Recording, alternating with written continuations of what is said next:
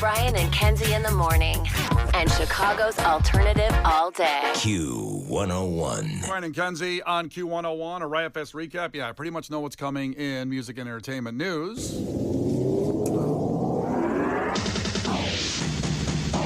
Before we get there, to remind you that the Ataris is the band tonight at the Q101 Post Riot Fest pop-up. We told you all along that the minute the mystery band, got off stage, we would announce it. And so the Ataris tonight at the Cubby Bear, free from Q101. Now it's first come, first serve. Brian Phillips will be broadcasting live from 3 to 7 p.m. with guaranteed entry passes. That gets you in for sure. So arrive early.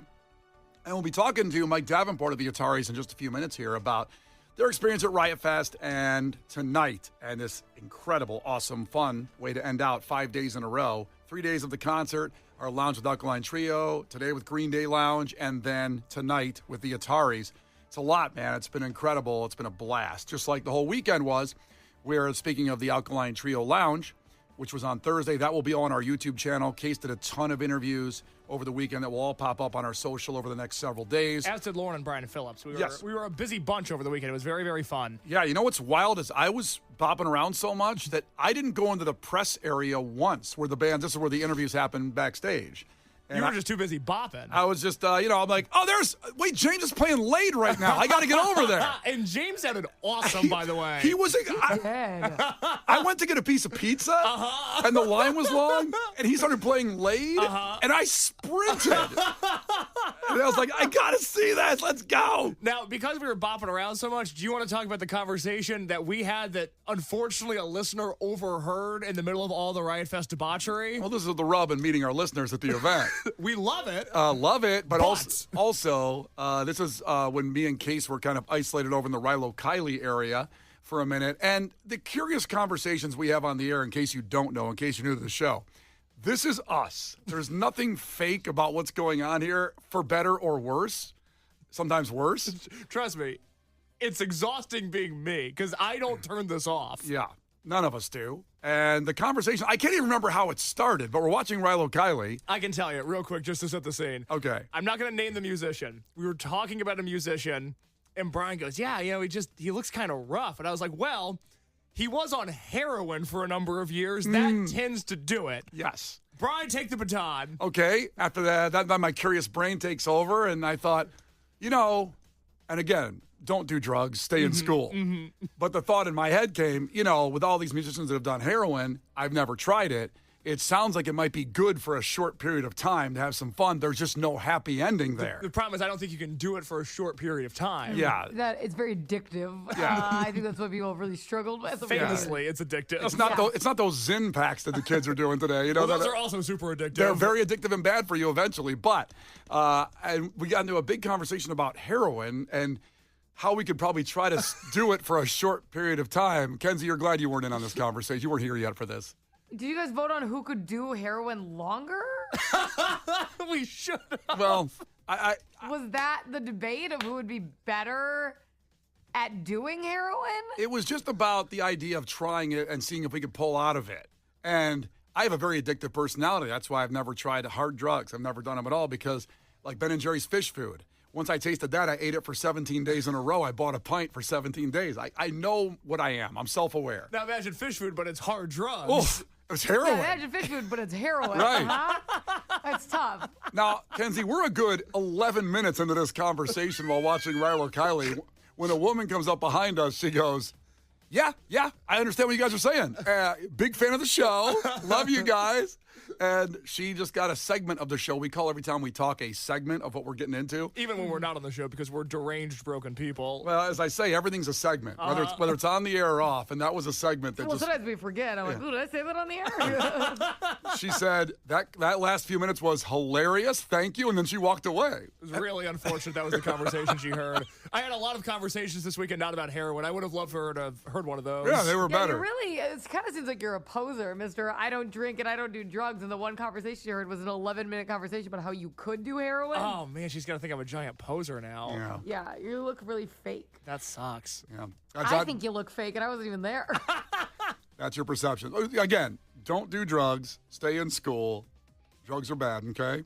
All right, so back to the but show. maybe, like, you could play guitar better. I don't know. Well, there's people that have done that, and they've made some amazing music. But again, I don't think there's no happy ending. There's no one saying like, yeah, it was great and I got out of it and it's awesome. You know, it usually ends up with losing everything in your life, including your relationships and money. And, Yeah. and maybe you dig your way out. There's some great success stories out there, people that dug their way out. But there's not many of them. So anyway, so Matt Skiba joined Blink-182 on stage. That's right, and it was really cool because Tom DeLonge welcomed him on stage. Of course, Matt Skiba replaced Tom DeLonge when he was on the outs with the band, and it was really cool. He brought him up to perform the song that Matt Skiba wrote with Blink during his absence, Bored to Death. When I couldn't play with my brothers in the band, Matt Skiba came in from Alkaline Trio and he filled in. He kept the band alive. He's always been such a great person and such a great friend. My man. Give it up for our brother, Matt Skiba. Way back from 17, this first turned into a screaming I'm not coming, I'll save your breath. I'm nearly more to death. Hey,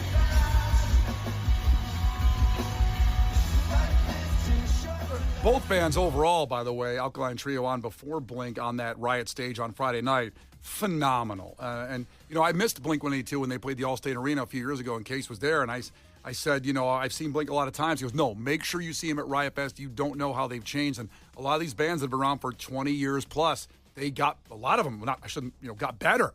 And Blink is one of those bands. I think Blink got better. I mean, that United Center show was incredible. And the dichotomy of watching Blink live is so funny because they have all these really heavy songs about, you know, divorce and loss and addiction and all these things. And then in between songs, they're still the same 16-year-olds that they've always been. A lot of jokes about your mom in between songs. And then it's just the saddest pop punk song you've ever heard before. You know, still the Blink show that crushes. And Weird Al crushed on Friday as well. Literally in the crowd, I got crushed trying to get over there and get a view.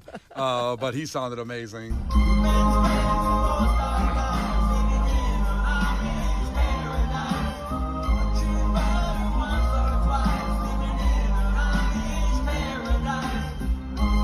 Just so good how he had the cheerleaders on stage during Smells Like Nirvana with the janitor. He just knew how to perform, and everybody wanted to see it, and he was fantastic.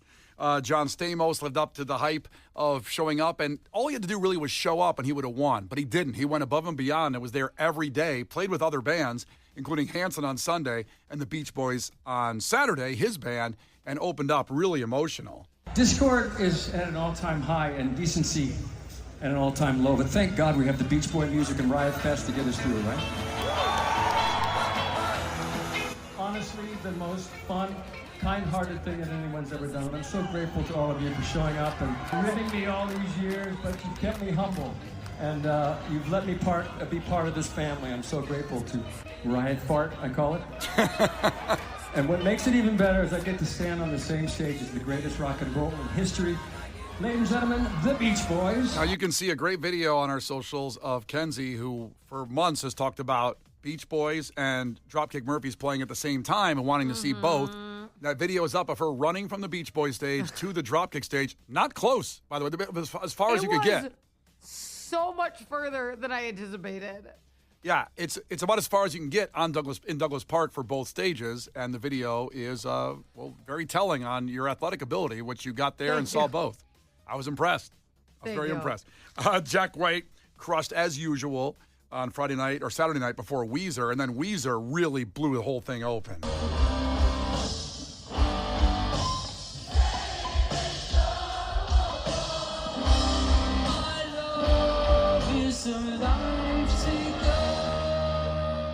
And then last night, Green Day closing it out. Forget about it. Let's go. It's something unpredictable, but in the end it's right.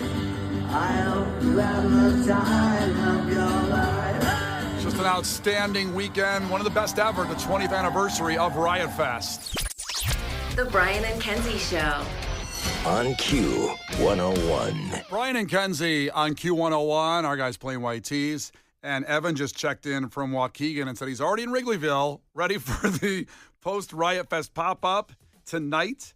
And thanks for checking in. He brought all his people from Waukegan. Those are his words. Waukegan is in the house, getting ready for the Cubby Bear. Now, it's not open yet. You can't get in.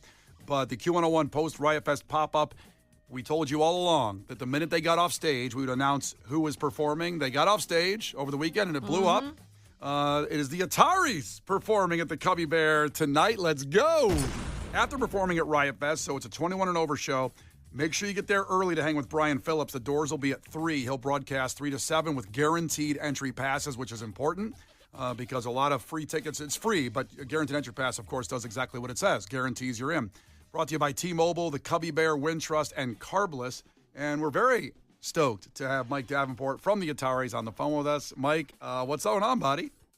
Not much. Just trying to get that. I've been here 2 days, 2 of the 3, and it's a grind. It's a beautiful, beautiful thing, Riot Fest. But I'm trying to rebound for the Cubby Bear tonight, which will be no problem. We're excited.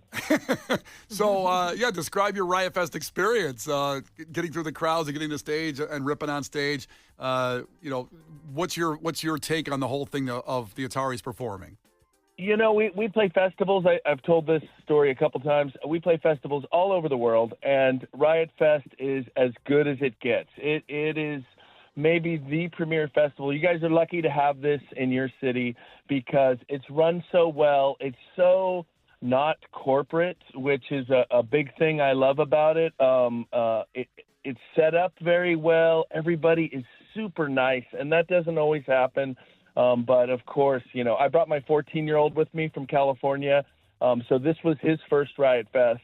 And, he got doused by blood from Gwar. That's a rite of passage for all of us, right? We've all went through that. I want to go to see Gwar and get doused by blood. So he got to do that. And then he turned me on to bands. That's what's great about having a punk rock kid. Like Panchico and the Front Bottoms, and they were so amazing. Our set was so killer. There were some problems on that stage with sound and stuff, but for some reason the gods opened it up for our 1 hour, and it was flawless. It was the crowd was there.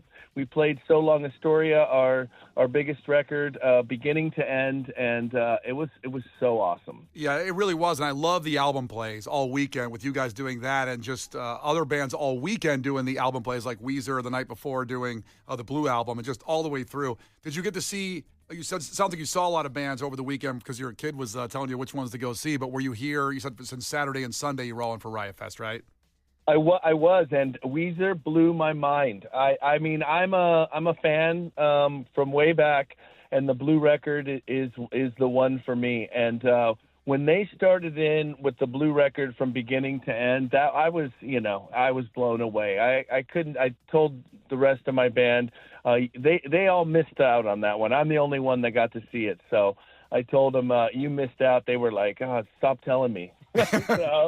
So I understand tonight at the Cubby Bear, you're going to play all 5 studio albums from the Ataris. You're going to do album plays of 5 of them and play till about 6 in the morning. Is that correct? That's right. Correct. No, we're going to play songs off of every album. So a completely different set than we played at Riot Fest. So it's gonna be super cool. All of the classics that we didn't get to play yesterday that fans were holding up signs and yelling for, and we were like so sorry because we told Riot Fest that we were going to play So Long Astoria, and that's what we did. And you did it fine and historic in a way with the 20th anniversary of Riot Fest. I, again, love the album plays. You guys crushed it.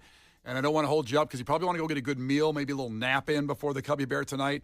Is there any? No, I'm good. I can't nap. So I'm up. I'm ready to rock. I'm getting things together. So yeah, I'm good. Coffee is the only thing that it's driving me right now is coffee. So well, Kenzie's got her about 6 or 7 espressos you already had by now, Kenzie, or shots? I usually have 6 espresso shots a day. I would carry around coffee in like an IV if I could, just stroll it around with me. Yeah. Well, being a Californian, we start with coffee and then we go into matcha. If you can do that, the matcha will take it just to the next level. I know it's not a big thing out here yet, but in California, we start with coffee, then hit the green stuff, and it just takes you away. I like it. Mike, thanks so much for checking in. You guys killed it, and we can't wait for tonight at the Cubby Bear with the Ataris. Awesome. Thank you so much for having us. We really appreciate it. No worries. Thank you for coming, man. Appreciate it. The Ataris tonight, free at the Cubby Bear, but guaranteed entry is key because it will be packed tonight. Brian Phillips broadcasting live 3 to 7 with those guaranteed entry passes. So make sure you get there early. 3 o'clock doors open. 21 and over show at the Cubby Bear right across from Wrigley Field with Brian and Kenzie on Q101.